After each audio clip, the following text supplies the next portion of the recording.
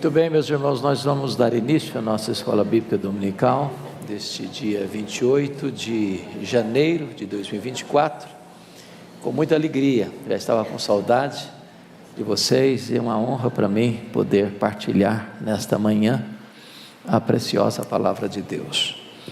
Hoje será a nossa última ministração sobre o livro de Salmos, porque no próximo domingo já começa o novo calendário na Escola Bíblica Dominical, e nós vamos tratar de um outro livro, que é o livro de Eclesiastes.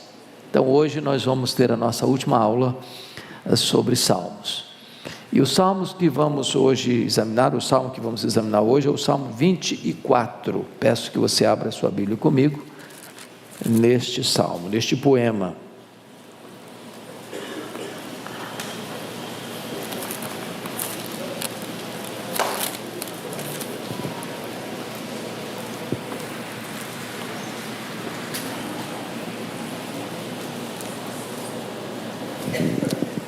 Salmo 24, está escrito assim: ao Senhor pertence a terra e tudo que nela se contém, o mundo e os que nele habitam. Fundou-a ele sobre os mares e sobre as correntes a estabeleceu. Quem subirá ao monte do Senhor? Quem há de permanecer no seu santo lugar? O que é limpo de mãos e puro de coração, que não entrega sua alma à falsidade, nem jura dolosamente. Este obterá do Senhor a bênção e a justiça do Deus da sua salvação. Tal é a geração dos que o buscam, dos que buscam a face do Deus de Jacó. Levantai, ó portas, as vossas cabeças, levantai-vos, ó portais eternos, para que entre o Rei da Glória. Quem é o Rei da Glória? O Senhor forte e poderoso, o Senhor poderoso nas batalhas. Levantai, ó portas, as vossas cabeças, levantai-vos, ó portais eternos, para que entre o Rei da Glória. Quem é esse Rei da Glória? O Senhor dos Exércitos, Ele é o Rei da Glória. Amém. Só para refrescar a memória esclarecida de vocês, o livro de Salmos é uma coletânea de poemas, vocês muito bem sabem, escritos por vários autores. Nós temos Davi, temos Asaf, temos os filhos de Coré, temos Moisés, temos Salomão e outros autores. Vocês também sabem que este livro foi o livro que mais se demorou para escrever, uma vez que ele é composto de poemas independentes. Então, demorou-se cerca de 1000 anos para compor esses 150 poemas. Você tem poemas, por exemplo, como o Salmo 90, escrito por Moisés, 1500 anos antes de Cristo, e você tem o Salmo 126, que é um salmo pós-cativeiro babilônico, por volta do 5º século antes de Cristo. Esse livro foi reunido como um livro bem depois, certamente depois do cativeiro babilônico, e quem reuniu esses poemas deu a eles uma espécie de forma e colocou esses poemas em 5 livros distintos. O primeiro livro, que vai do Salmo 1 ao 41, o segundo livro, que vai do Salmo 42 ao 72, o terceiro livro, que vai do Salmo 73 ao 89, o quarto livro, que vai do 90 ao 106, e o quinto livro, que vai do Salmo 107 ao Salmo 150. Este poema está dentro do primeiro livro. Este primeiro livro, do 1 ao 41, todo foi escrito por Davi, todo ele escrito por Davi. E aqui nós temos o que nós chamaríamos de uma trilogia acerca de Jesus como pastor. O Salmo 22, o Salmo 23, o Salmo 24. O Salmo 23 descreve o sofrimento de Jesus, a cruz, E o Salmo 22, notem que ele começa com a expressão dita por Jesus na cruz: Deus meu, por que me desamparaste? Esta foi a quarta palavra de Jesus na cruz. Então é o salmo do sofrimento, é o salmo da morte, é o salmo da cruz. E o Salmo 22 descreve Jesus como o bom pastor, que deu a sua vida pelas ovelhas. Onde está isso no Novo Testamento? João 10, 11. Foi Jesus quem disse: eu sou o bom pastor dá a vida pelas suas ovelhas. Essa é uma descrição gráfica do Salmo 22. Mas o Novo Testamento apresenta um outro retrato de Jesus como pastor. Está lá em Hebreus 13, 20. E o que está lá em Hebreus 13, 20? Lá fala de Jesus, o grande pastor das ovelhas. E o grande pastor das ovelhas é aquele que vive para as ovelhas. E este é o retrato do Salmo 23. O Senhor meu pastor, nada me faltará. Então, se o Salmo 22 remete a João 10, 11, o bom pastor, o Salmo 23 remete a Hebreus 13, 20, o grande pastor. Se o bom pastor morreu pelas ovelhas, o grande pastor vive para as ovelhas. Mas o Salmo 24 remete-nos a 1 de Pedro 5,4. E o que está lá escrito em 1 de Pedro 5,4?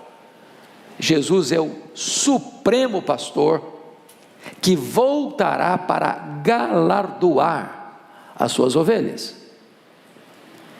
Então, o Salmo 24 retrata o supremo pastor que voltará para as ovelhas. Então, resumindo, Salmo 22 fala de Jesus como o bom pastor, o Salmo 23 fala de Jesus como o grande pastor, o Salmo 24 fala de Jesus como o supremo pastor. O bom pastor deu a vida pelas ovelhas, o grande pastor vive para as ovelhas, o supremo pastor voltará para as ovelhas. O bom pastor está em João 10, 11, o grande pastor está em Hebreus 13, 20, e o supremo pastor está em 1 de Pedro 5, 4. Esse é o ponto que eu quero aqui destacar como introdução deste Salmo 24.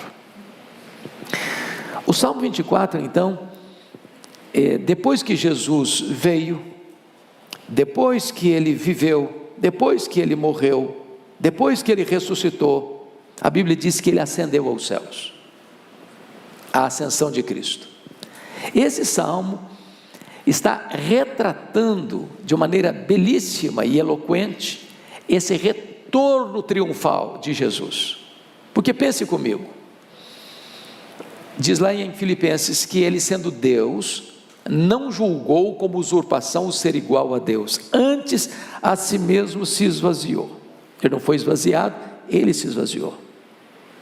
Imagine vocês os anjos que o adoraram antes da sua encarnação, desde que foram criados. E agora esses próprios anjos estão contemplando a segunda pessoa da Trindade, descendo até nós, esvaziando a si mesmo, assumindo um corpo físico, assumindo o papel de servo, humilhando-se até a morte de cruz. E agora esse Jesus morre, ressuscita, e agora ele está voltando para o céu. Imagine você a recepção que lhe foi dada, imagine você a festa e a celebração dessa recepção. Esta é a celebração que está lá em Hebreus capítulo 1, que o Pai jamais disse a qualquer anjo, por mais nobre da sua classe, querubim, serafim, arcanjo, assenta-se à minha direita. Mas quando o Filho chega na sua majestade e glória, cumprindo o seu papel aqui de morrer, de ressuscitar, de destruir as obras do diabo, de adquirir para nós a eterna redenção, ele é recebido, ele é aplaudido, ele é exaltado, ovacionado, apoteótica e arrebatadoramente, e o Pai disse: assenta-te aqui à minha direita. Essa é a descrição do Salmo 24.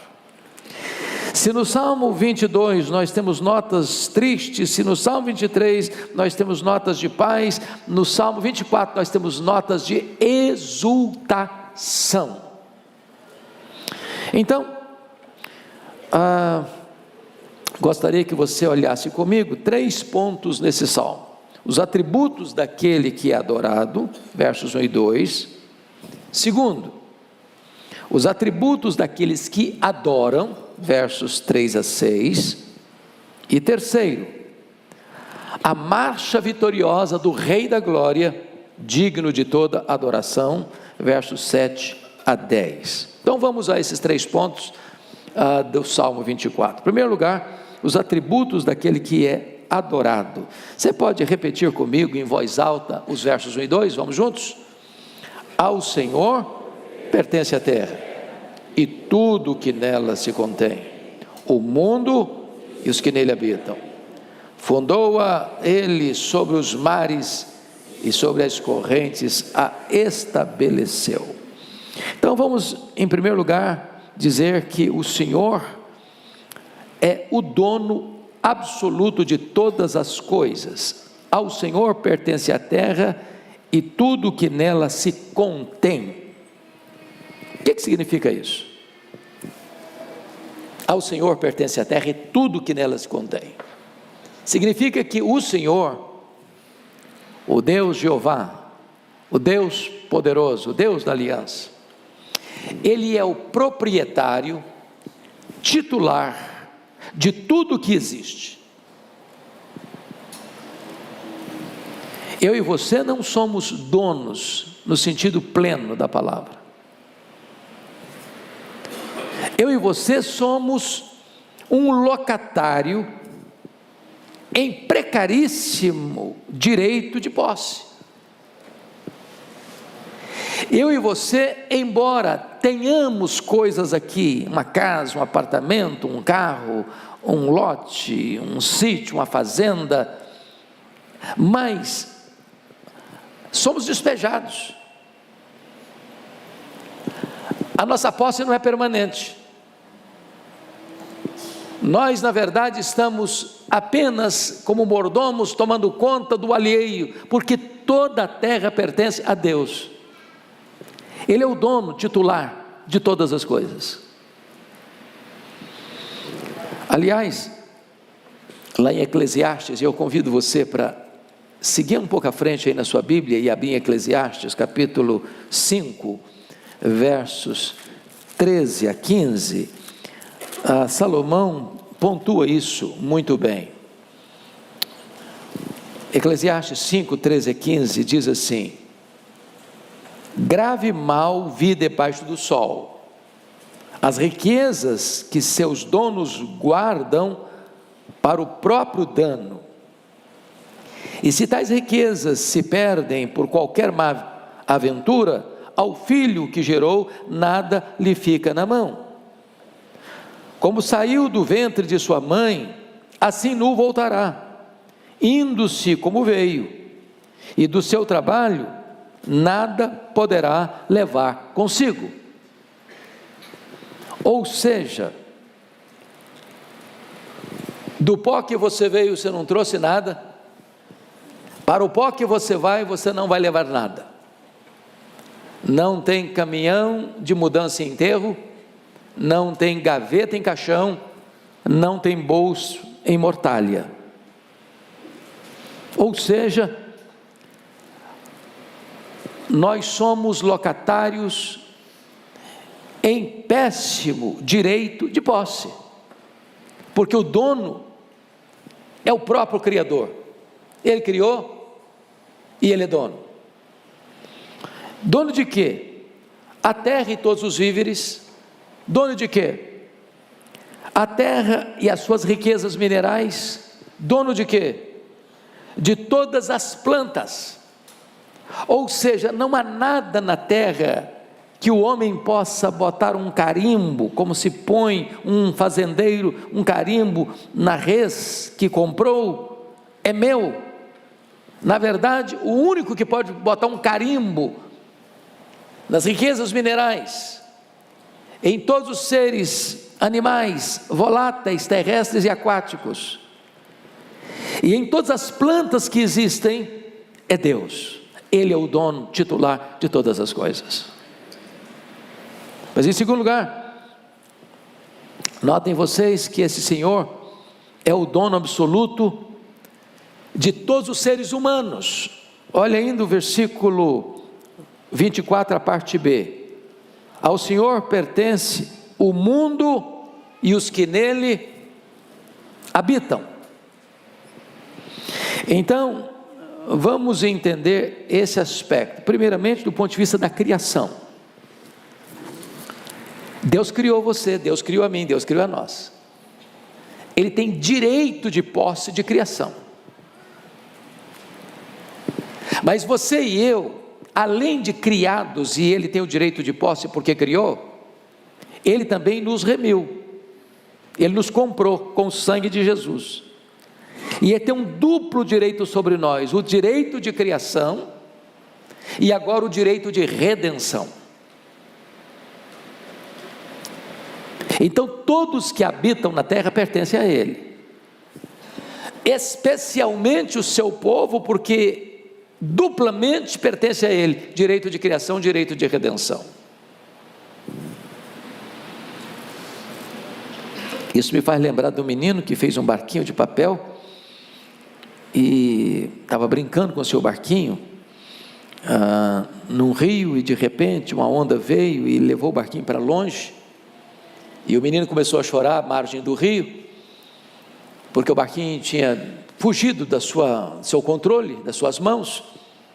E chega um homem e disse: não precisa chorar não, vou trazer o seu barquinho de volta. E pegou algumas pedras e começou a jogar. O menino protestou: não joga pedra. Não, eu estou sabendo o que eu estou fazendo. Quando a pedra caía próximo do barquinho, ondas iam se formando e empurrando o barquinho de volta. E assim o fez. E quando o menino pegou o barquinho de volta, feito por ele, disse: agora você é duplamente meu. Eu fiz você, e agora eu adquiri você de novo. É assim que Deus faz com você. Ele criou você e adquiriu você de novo. Ele criou você e remiu você. Você é duplamente propriedade dele. Agora, quando o Salmo foi escrito por Davi, a compreensão do povo de Israel é que só Israel pertencia a Deus. E o Senhor está mostrando aqui que não é apenas um povo, uma etnia que pertence a Deus.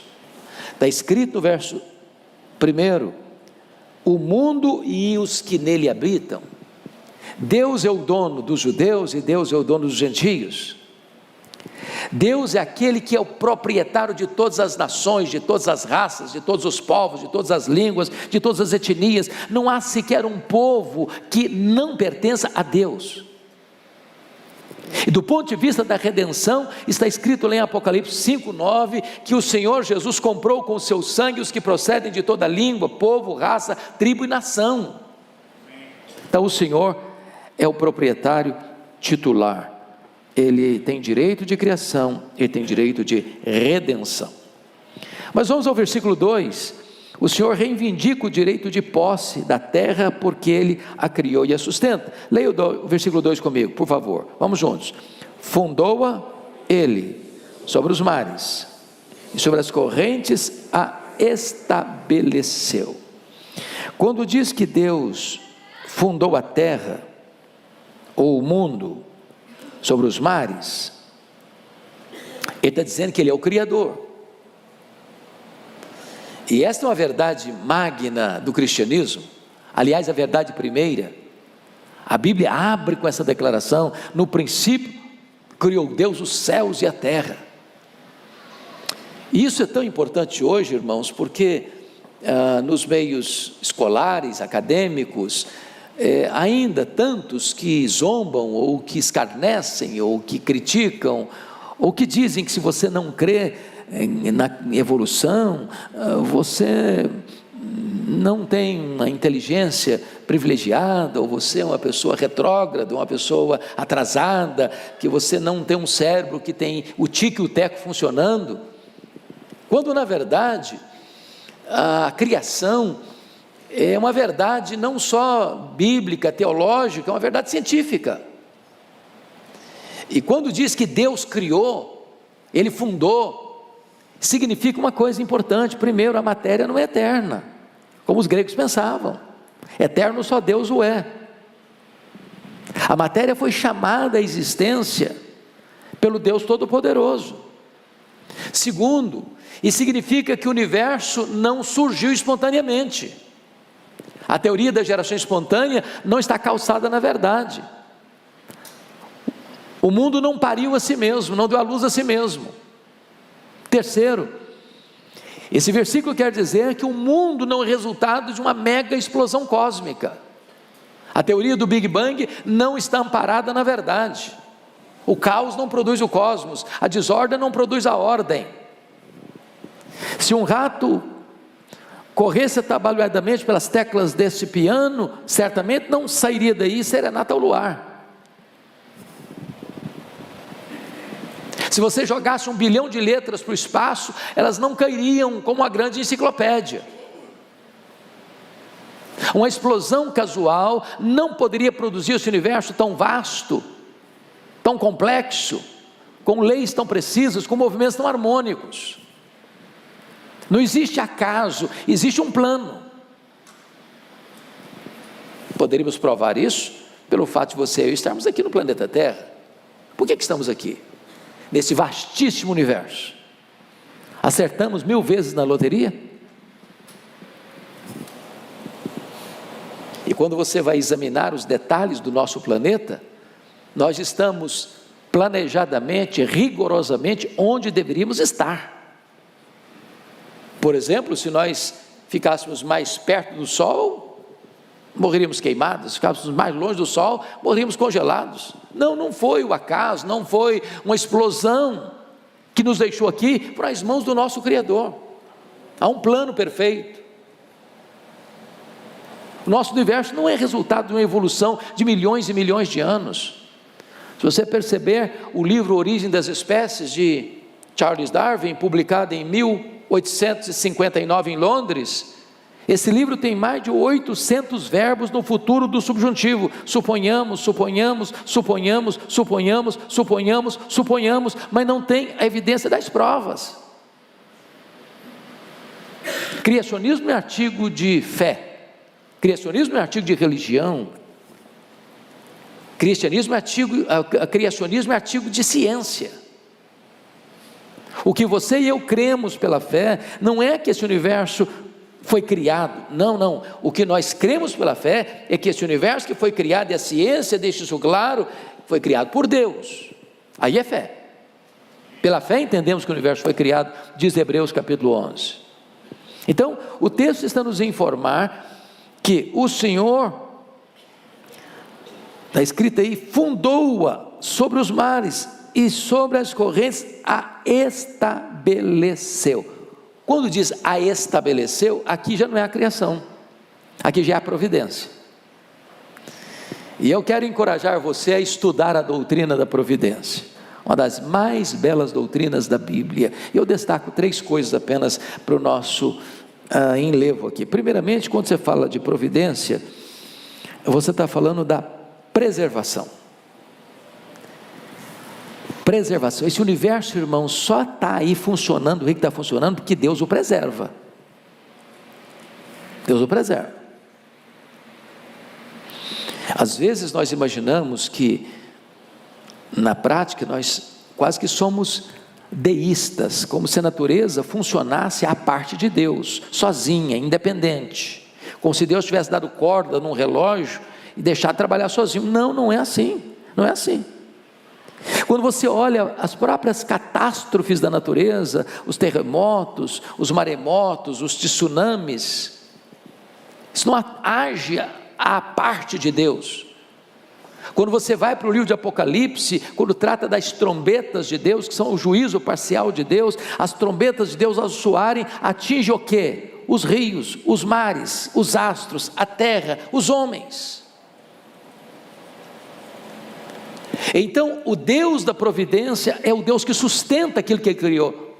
Nele tudo subsiste, diz lá em Colossenses capítulo 1. Segundo lugar, dentro da providência, é o que nós chamamos de concorrência, são os milagres. O que é um milagre? Deus estabeleceu leis, certo? As leis funcionam. Quando Deus opera um milagre, Ele age sobre essa lei que Ele mesmo criou, além dessa lei, acima dessa lei, e aí então acontece um milagre. Porque Ele que criou, Ele que estabeleceu leis, Ele tem poder para interferir nesse processo e realizar um milagre. Então o mar se abre, então a água brota da rocha, então o maná cai do céu,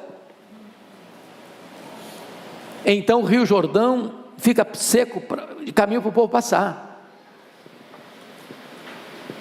Então um leproso fica purificado, então o cego enxerga, então o paralítico anda, então o tetraplégico levanta, e os ossos e os artérios e os músculos funcionam, e então o morto ressuscita. Então esse Deus que criou é o Deus que intervém, que age providentemente na criação. É por isso que nós oramos. Quando você ora, você crê que Deus pode fazer, e faz, e faz. O universo não está aí soberano, imagino, sozinho não. Acima do universo está o Criador e o Preservador, e Ele pode interferir de forma sobrenatural, operando milagres. Por isso você ora por milagres. Mas na providência você fala de preservação, de concorrência e de governo. Quando eu falo de governo, significa que é Ele quem tira reis, Ele quem põe reis, Ele quem levanta reinos, Ele quem abate reinos, é Ele quem está sentado no alto e sublime trono, e Ele quem tem as rédeas da história em suas mãos. Se você olhar para o passado, onde está o Egito? Onde está a Síria? Onde está a Babilônia? Onde está o Império Medo-Persa? Onde está o Império Grego? Onde está o Império Romano? Onde estão as grandes potências mundiais? É a dança das cadeiras. Quem faz a dança das cadeiras? Deus. Quem governa em último lugar? Deus. Quem vai colocar todos os inimigos debaixo dos seus pés? Deus. Quem vai reinar supremo eternamente? Deus. Ele é o soberano. É isso que o texto está querendo dizer. Bom, dito isto, vamos ao segundo ponto do Salmo, porque Davi vai fazer uma transição daquele que é adorado para aqueles que adoram, a partir do verso 3 até o verso 6. O adorador é aquele que se aproxima de Deus com reverência. Leia o 3 comigo, por favor, vamos juntos. Quem subirá ao monte do Senhor? Quem há de permanecer no seu santo lugar? E subir ao monte do Senhor aqui é a presença de Deus, mas não é só subir à presença de Deus, é permanecer na presença de Deus. E você vai à presença de Deus para quê? Basicamente para adorar. E o que é adoração? É o fim principal do homem. Os teólogos de Westminster, lá nos idos de 1643, 1649, na abadia de Westminster, em Londres, fizeram a primeira pergunta, que está no Catecismo Menor: qual é o fim principal do homem?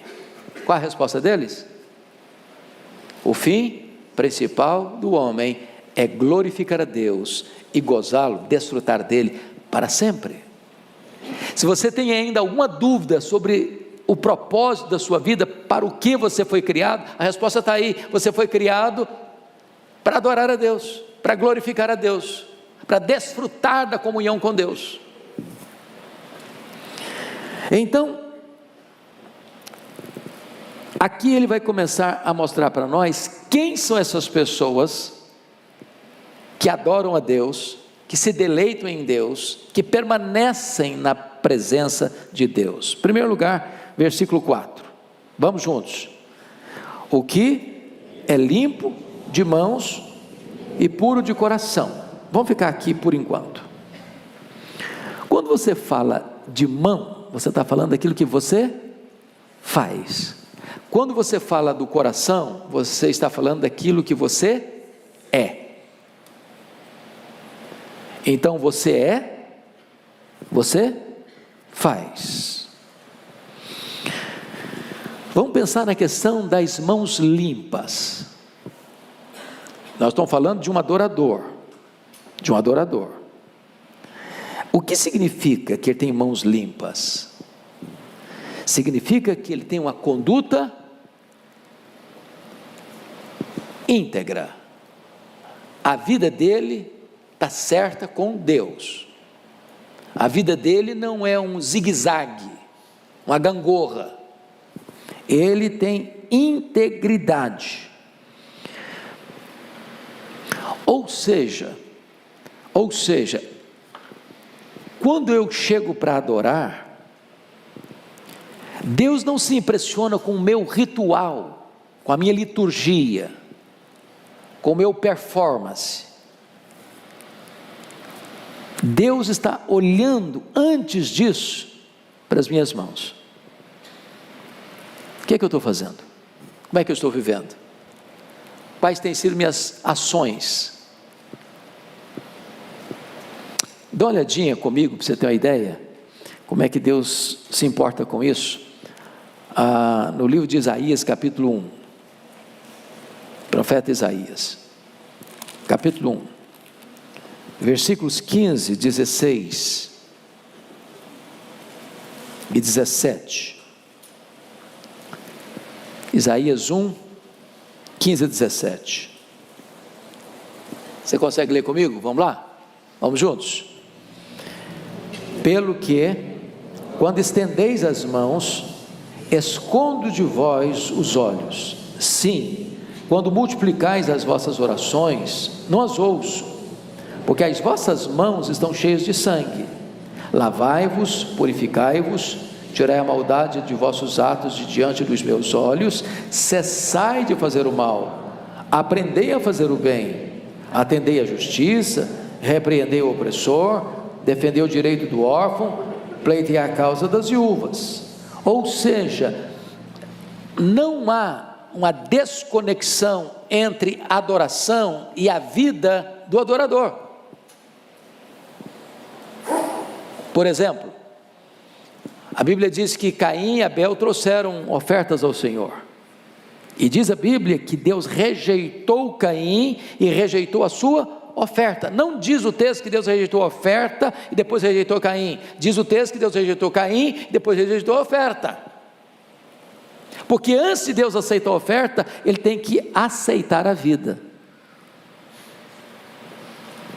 Em outras palavras, o momento que nós passamos aqui nesse santuário, adorando a Deus, não pode estar desconectado do período da semana que vivemos antes de vir para cá. Porque se o que nós vivemos ao longo da semana não tiver nenhuma conexão com a adoração que nós prestamos aqui, Deus está dizendo: não vou aceitar esse culto que você está prestando. É um conjunto, é o culto racional. É por isso que os reformadores entenderam, e Lutero colocou isso muito bem, que você trafega do campo ao altar, do trabalho da sua empresa ao templo com a mesma devoção. Não importa a sua área de ação, se você é um engenheiro, se você é um advogado, se você é um médico, se você é um comerciante, se você é um industriário, se você é um empresário, se você é um professor, se você é um motorista de Uber, se você é uma enfermeira, se você é um trabalhador liberal, não importa, o que você faz é o seu culto. Então a adoração daqui tem que estar conectada com o que você pratica durante a semana. Mas notem, voltando lá para o Salmo 24, está escrito então, que ele é limpo de mãos e puro de coração. Puro de coração. O que significa puro de coração? Puro de coração, meus irmãos, é uma coisa que é complicada, porque você e eu não podemos aferir. Concorda comigo? Nós não aferimos coração. Aliás, nenhum tribunal da terra tem competência para aferir o coração. Por quê? Porque isso é foro íntimo. Só Deus conhece se o coração é puro ou não. Então, trocando em miúdos, usando uma palavra mais fácil para nós entendermos do que Davi está falando, ele está falando de motivação. Às vezes as mãos estão fazendo o que é certo, mas a motivação do coração não está certa. Deixa eu ilustrar. Quando Ananias e Safira, lá da igreja de Jerusalém, tomaram a decisão de vender uma propriedade e trazer um valor aos pés dos apóstolos, pense comigo, o valor entregue, e a Bíblia não diz quanto, poderia ajudar alguém? Claro que poderia. Se fosse hoje, dá para cavar alguns poços lá no sertão, dá para comprar algumas cestas básicas, dá para ajudar a comprar uma casa, dá para fazer isso, dá para fazer aquilo. O dinheiro vai ajudar? Vai. O fato de entregar um valor para assistir os pobres era um fato positivo? Sim, a mão está fazendo uma coisa certa, mas Deus, que conhecia o coração, revela isso a Pedro, porque a intenção do casal não era de fato ajudar os pobres. A intenção do casal era, na verdade, concorrer com Barnabé para ganhar o mesmo prestígio que Barnabé estava ganhando na igreja primitiva, porque havia vendido a propriedade, entregado o valor aos pés dos apóstolos, e Ananias e Safira venderam a propriedade, mas retiveram parte e entregaram parte como se estivessem entregando tudo. E Deus disse: eu não aceito. Sabe por quê? Porque não basta ter mãos, precisa ter coração puro. A motivação tem que estar certa.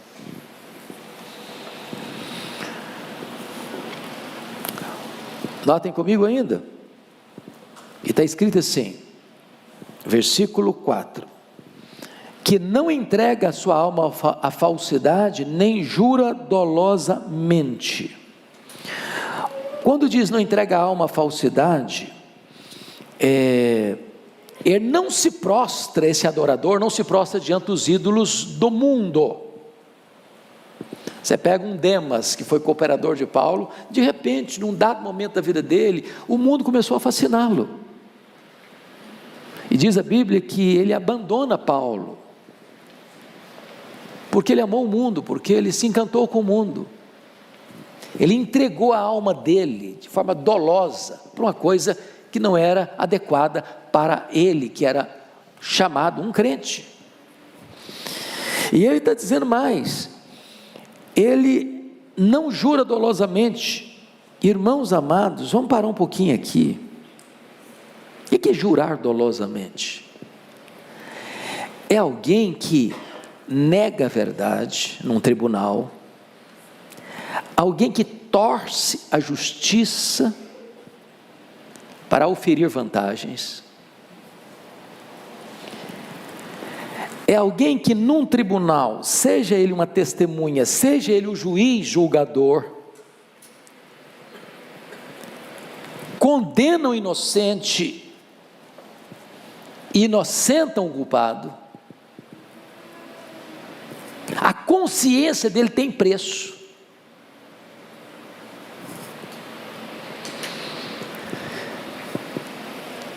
E esse salmo está dizendo o seguinte: imagine que essa testemunha ou esse juiz é um cristão. Domingo ele está lá na igreja, está adorando, levantando as mãos, cantando, orando, pregando, ouvindo, e Deus está dizendo: eu não aceito esse culto, porque você, ao mesmo tempo que me adora, está jurando dolosamente. Você está vendendo a sua consciência. Você está aviltando a verdade. E a Bíblia diz que os mentirosos não herdarão o reino de Deus. Mas, veja você comigo ainda, versículo 5. Leia o versículo 5 comigo. Este obterá do Senhor a bênção e a justiça do Deus da sua salvação. Este encontra o agrado de Deus. O agrado de Deus. Bom está servo, bom e fiel. Este é o agrado que Deus encontrou em Abel. Deus se agradou de Abel. Portanto, Deus se agradou do sacrifício de Abel, do culto de Abel. Às vezes nós estamos mais preocupados em agradar os homens. E o adorador é aquele que procura o agrado de Deus. E encontrar o agrado de Deus significa a justiça de Deus da sua salvação. Deus o justifica, Deus o cobre com a sua justiça. Ele encontra em Deus aquilo que ele mais necessita, que é a própria salvação da sua vida. Mas, para concluir essa parte, o adorador é aquele que faz parte do povo escolhido de Deus. Leia o verso 6 comigo, por gentileza. Tal é a geração dos que o buscam, dos que buscam a face do Deus de Jacó. Eu gosto dessa expressão, Deus de Jacó. Sabe por quê a face do Deus de Jacó? O Jacó, meus irmãos, é o cara mais emblemático da Bíblia. Eu não sei se vocês sabem disso, mas nenhum outro personagem histórico é repetido mais na Bíblia que Jacó. Mais do que Moisés, mais do que Abraão, mais do que Paulo, mais do que Pedro, mais do que qualquer outro apóstolo, do que qualquer outro profeta, qualquer outro patriarca. E o que significa o Deus de Jacó? O Deus de Jacó é o Deus da paciência, é o Deus da misericórdia, é o Deus da graça. Pensa num cara complicado, foi Jacó. Para vocês terem uma breve ideia, o Jacó viveu na barra da saia da mãe até os 77 anos de idade. Até os 77 anos de idade. Quem mandava nele era a mãe. Isso é uma esperança para aqueles que estão aí, os quarentões, não casaram ainda. Tem esperança. O Jacó vai ser convertido ao Senhor, sabe com que idade? 97 anos. Neto de crente, filho de crente, mas não era crente. Depois de convertido, ele se envolveu em rascadas de novo, e Deus pacientemente cuidando dele, e Deus pacientemente restaurando a vida dele, e Deus pacientemente perdoando a ele, e Deus pacientemente instrumentalizando a vida dele, para ser o pai das 12 tribos que formaram a nação de Israel, de onde nasceu o Messias. Agora, para perguntar, você acha que Deus tem sido paciente com você? Você não tem o DNA de Jacó? Parecidinho com Jacó? Esse Deus é maravilhoso, porque Ele não desiste de nós, apesar de nós. Mas vamos ao último ponto desse salmo, que é a marcha vitoriosa do Rei da Glória, digno de toda adoração. Então nós vamos ler o verso 7 a 10, com a voz bem bonita, bem eloquente. Vamos juntos? 7 a 10. Levantai, ó portas, as vossas cabeças. Levantai-vos, ó portais eternos, para que entre o Rei da Glória. Quem é o Rei da Glória?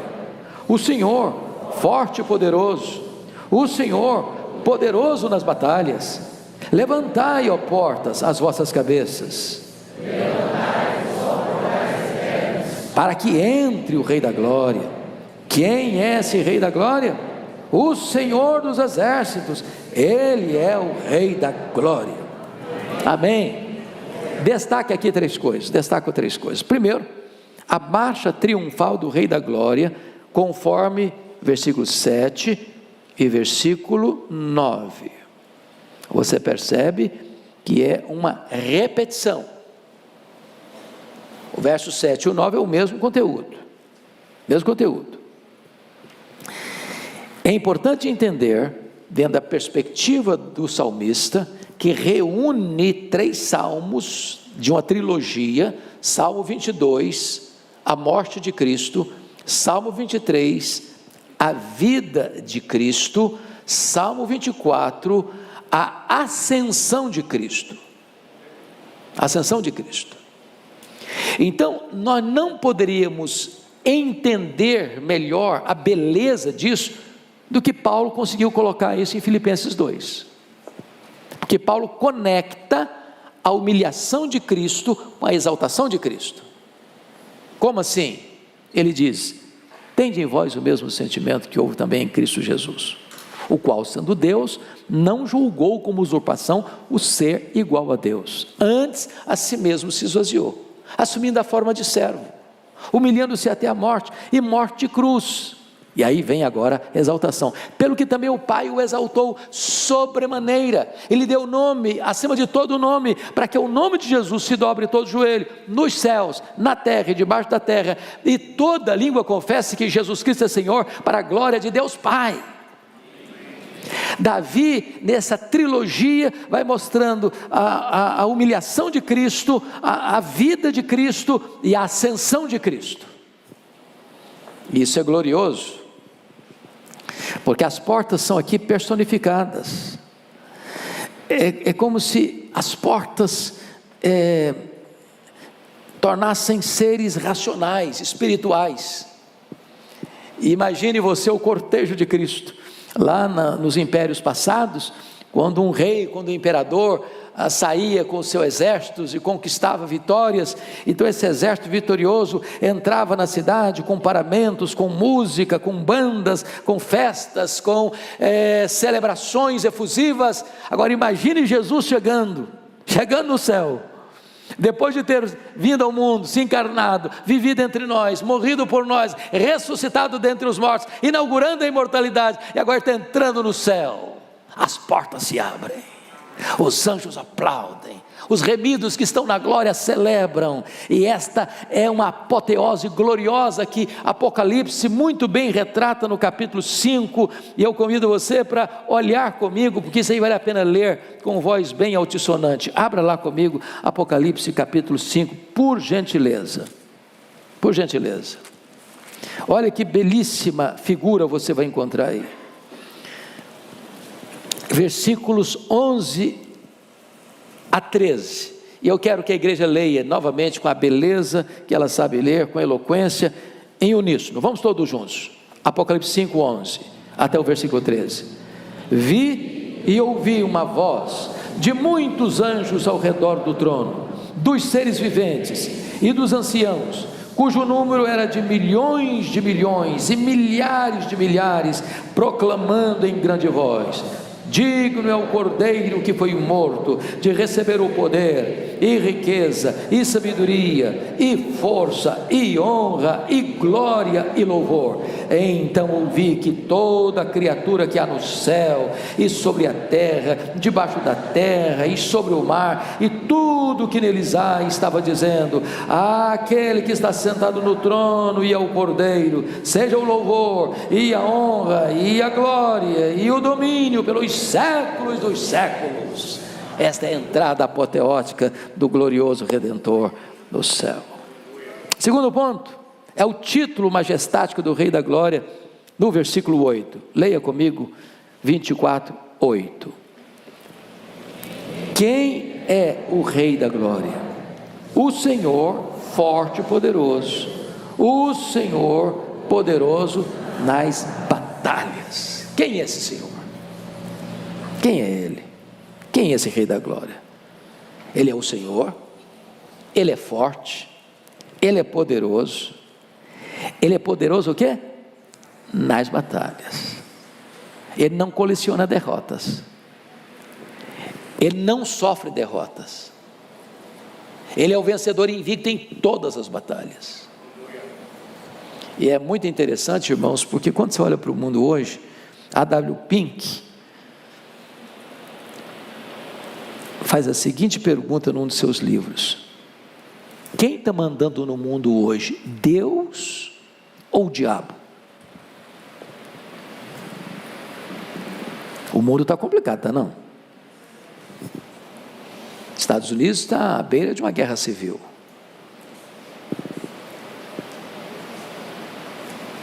A Europa ensaia uma resposta militar à Rússia. Por sua vez, a Rússia ameaça usar armas nucleares. O Oriente Médio está pegando fogo. A América Latina está em crise. A injustiça, a violência, a maldade, as ideologias perniciosas. Você vira o rosto e diz: meu Deus, quem está mandando, o diabo ou Deus? Tem hora que as pessoas acham que o diabo é que está mandando. Sabe o que Deus está fazendo? Dando corda, dando corda, dando corda, dando corda, dando corda. É isso que você quer? Então vai fundo. É isso que você quer? Vou tirar o pé do freio e deixar você pisar no acelerador. Porque não há momento mais crítico para o ser humano do que quando Deus o entrega aos seus próprios desejos. É isso que você quer? Vai fundo. Beba do seu próprio veneno. Mas diz a Bíblia que o Senhor Jesus Cristo é vencedor em todas as batalhas. E Ele vai consumar esta vitória estupenda quando Ele voltar em majestade e glória. E diz a Bíblia que Ele vai jogar no lago do fogo o anticristo, o falso profeta, o diabo, a morte, o inferno e todos aqueles cujos nomes não estão escritos no livro da vida. E Ele vai reinar supremo com a sua igreja para sempre e sempre e sempre. Ele é o vencedor invicto em todas as batalhas. Mas fechando, terminando, vamos ver o séquito vitorioso do Rei da Glória, todos nós aqui, lendo o verso 10, vamos juntos? Quem é esse Rei da Glória? O Senhor dos Exércitos. Ele é o Rei da Glória. Ele é o Senhor dos exércitos, Ele é o Senhor dos querubins, dos serafins, dos arcanjos, de Miguel, de Gabriel, dos anjos. Ele é o Senhor da igreja. Ele manda no céu, Ele manda na terra, Ele manda no inferno. Quem tem as chaves da morte do inferno é Ele. Ele é o Senhor dos exércitos. Nós seguimos ao vencedor, nós seguimos ao vitorioso Deus. Ele é o Senhor da criação, Ele é o Senhor da salvação, Ele é o cabeça e a coroa do universo, e a Ele, somente a Ele, a glória agora e eternamente. Amém. Vamos ficar em pé, queridos, e vamos orar. Nós te adoramos, ó Deus, pela alegria, pela bênção de estarmos na tua casa neste domingo da jornada da adoração e da gratidão. Nós somos gratos pela tua palavra. Muitos irmãos nossos verteram o seu sangue, pagaram um altíssimo preço para que esta palavra estivesse hoje em nossas mãos. Nós te adoramos por isso. Nós te agradecemos porque Jesus Cristo é o nosso pastor, bom pastor, que deu a vida por nós, grande pastor que vive para nós, supremo pastor que voltará para nós.